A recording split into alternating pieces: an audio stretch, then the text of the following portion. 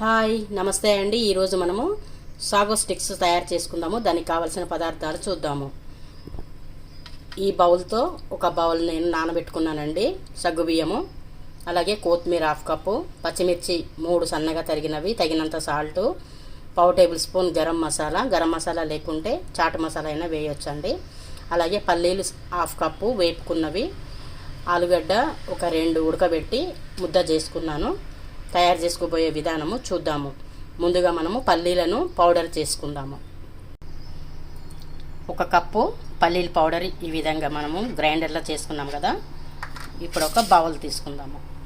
ఈ బౌల్లో ముందుగా మనం నానబెట్టుకున్న సగ్గుబియ్యం వేసి, అలాగే పల్లీల పౌడర్, కొత్తిమీర లేకుంటే కరివేపాకు కూడా వేసుకోవచ్చు అండి కొత్తిమీర ప్లేస్లో. అలాగే పచ్చిమిర్చి, తగినంత సాల్టు, గరం మసాలా, ఆలుగడ్డ ఉడకబెట్టి ముద్ద చేసుకున్నాను.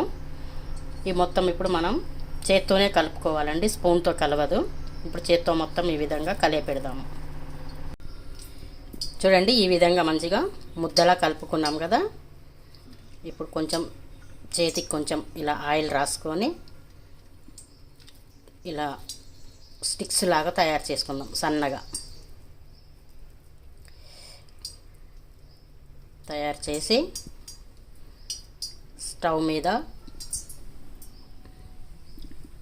స్టవ్ ఆన్ చేసి కొంచెం ఆయిల్ వేసానండి.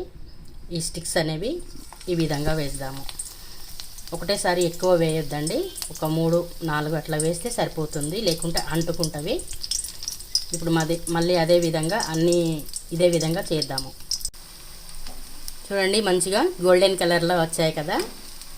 ఇప్పుడు మనం తీసేసి ఒక ప్లేట్లో సర్వ్ చేసుకుందాము. ఇంతేనండి, సాగో స్టిక్స్ రెడీ అయిపోయినాయి.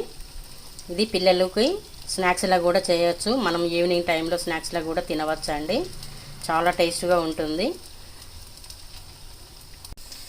ఇందులో సైడ్కి సాస్ అయినా పెట్టుకోవచ్చు, ఏదైనా పికిల్ అయినా పెట్టుకోవచ్చు అండి. పెద్దవాళ్ళు అయితే, పిల్లలైతే అలాగే తినవచ్చు, ఎందుకంటే కొంచెం పచ్చిమిర్చి కూడా వేసాము కదా. మీకు నచ్చితే ఒక లైక్ చేయండి. Thank you.